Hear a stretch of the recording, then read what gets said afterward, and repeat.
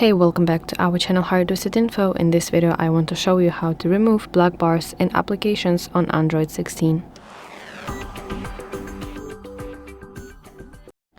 So you can force that through developer options.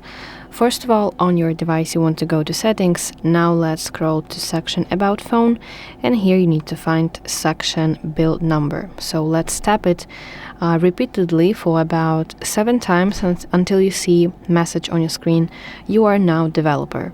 So after this, let's go to section with developer options. You need to go to system section, and here you'll find developer options.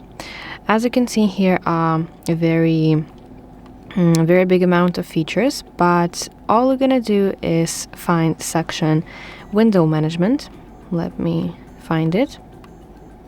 Window management section, and here find feature force activities to be resizable.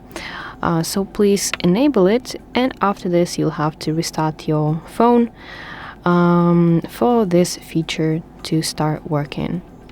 So that is basically it. I really hope that you find this video helpful. If so, please like this video and subscribe to our channel to see more content like this.